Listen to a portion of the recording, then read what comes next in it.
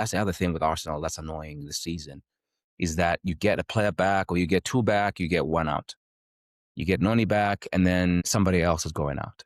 Trossard goes out. Gabriel goes out. Mosquera comes in. Mosquera plays a couple of games. Mosquera is out. Saliba then is out. And then you have someone out. Like it's like this in the Arsenal injury room. So like you can't win the league, much else, nothing else, to be honest. You can't win with this level of injury record.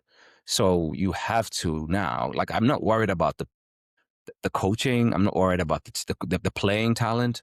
I am worried about keeping this group now together long enough to sustain a run. That's why Aston Villa have won 10 of their last 11 games. They've won 9 in a row because they have been able to keep players fit. Now, I understand they're not playing in the Champions League.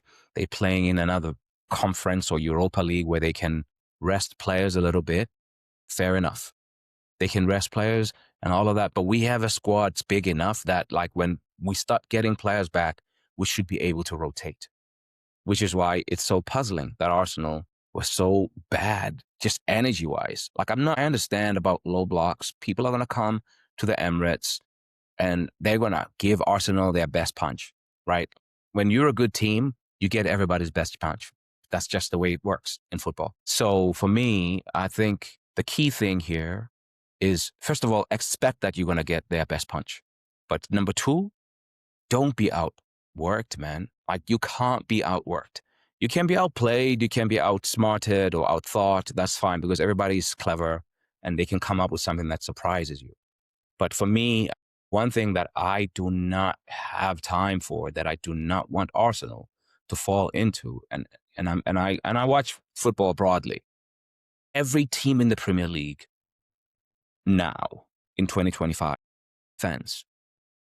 That's the prerequisite. That's why the whole Mo Salah thing has gone the way it has. And I know why Mo feels like he's being used as a scapegoat. But I think part of it as well, if you're looking in from the coach's side, I think the coach is saying, we're not keeping clean sheets and we have a guy that we're carrying in the team, which I hope is not going to be the case with someone like Eze for Arsenal, because I think Eze he's a more willing defender than Salah. So I'm not going to paint him with that brush.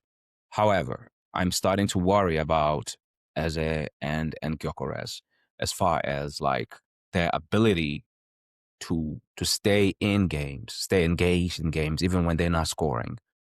I want to see a little bit more of like playing together with the team from them too. And I think I trust Eze to figure it out quicker than Gyökeres because Gyökeres is further forward. However, it's a really, really difficult time if you are a team like Arsenal. You're playing against a low block and you have people who are going to shy away from calling for the ball and making themselves available to help you get the numerical advantages that you can get.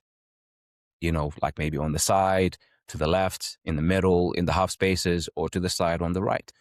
And I think Arteta has to figure that one out. Is Eze going to be your left winger now that Odegaard is back?